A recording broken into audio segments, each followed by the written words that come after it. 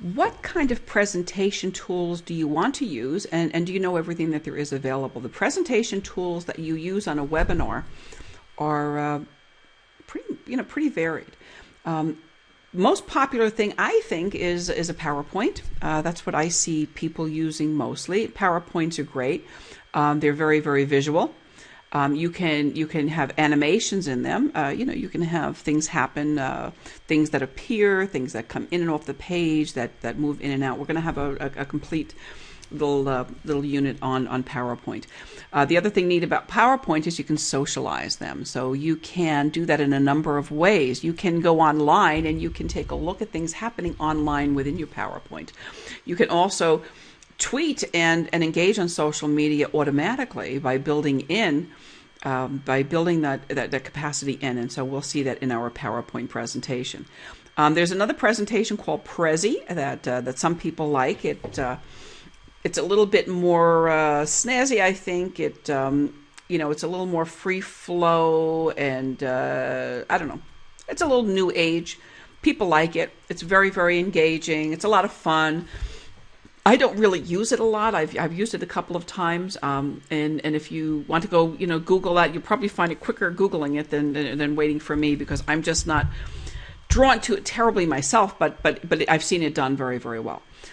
Keynote is a great presentation. Keynote is something that's Mac based. You can use PowerPoint on either the Mac or the PC.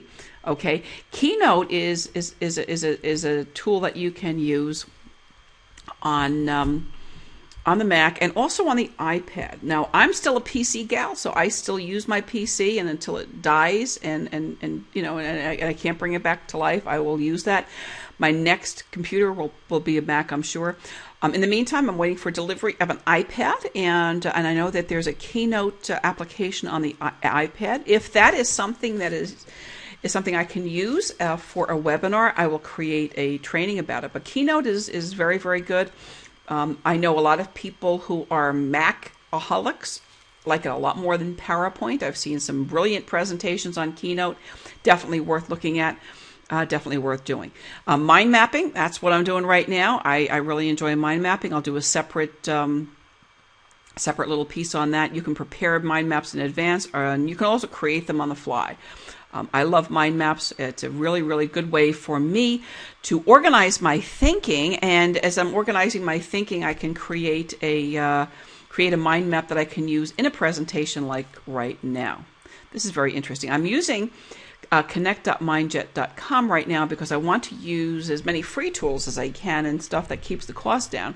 And every now and then, the system saves whatever I'm working on. It does that automatically, and that's what happens when those little twirly birds come on the screen and it gets gray. So that's what that is.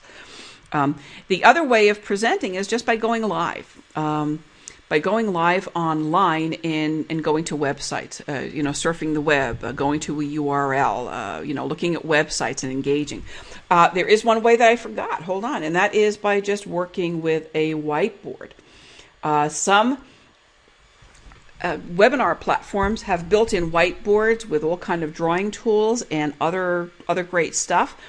You can also create your own whiteboard, and now that I'm thinking about it, what I'll do is I'll make a little video that shows how you can create a whiteboard, because maybe you want to be thinking about something and sharing some thoughts from other people and just creating something as you go along.